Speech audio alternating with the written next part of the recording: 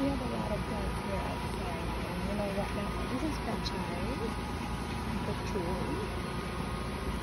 And then my husband has to cover them up, all of them, because of some, what do you call that?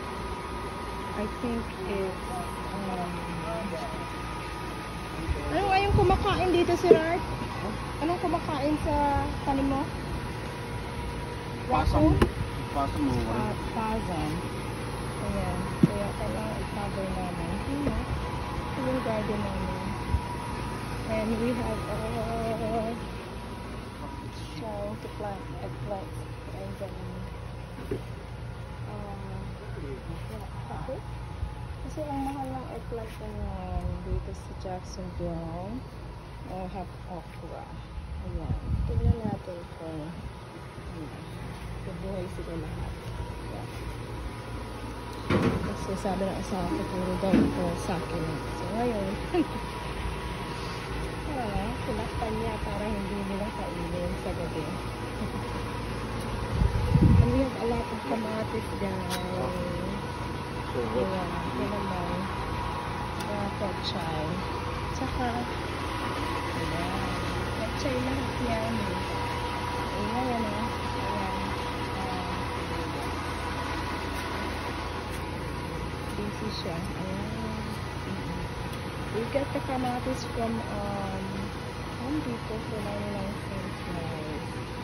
So, kasi ang mahal ng kamatis ngayon. Meron kaming kamote. We have chayote and the eggplant. Ayan. Ang palaya. Tignan natin kung itong mga raffle na ito kakainin pa nila yung aming tanim. Let me show you guys. She's hiding our pet child. Ayan. Nakatuwa. Sabi ng asawa ko, baka maunahan pa tayo, so we cover them. Ayan. Dami. Ang dami din namin gabi. Yung asawa ko taga Pangasinan guys. He likes, gulay. So,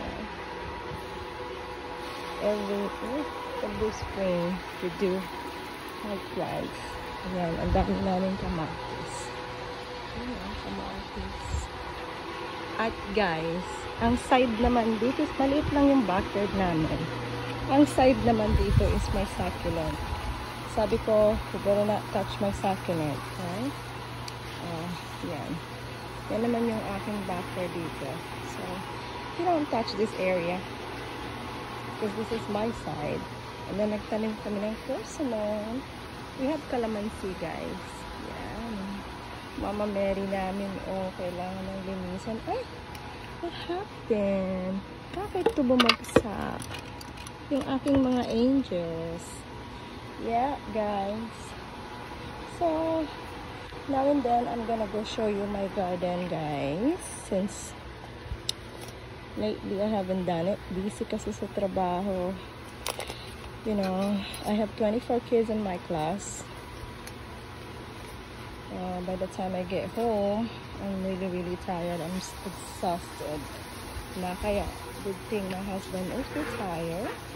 So, he does cooking. He does cooking. And I do cook breakfast for them before I leave.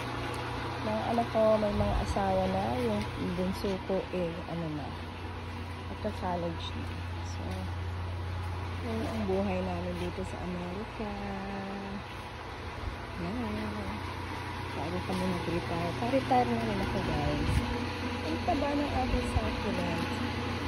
Alright, let's go back to my other backyard here. Medyo hindi pa siya Yan. Diba? Nakakatawa. Alright, guys. See you next time.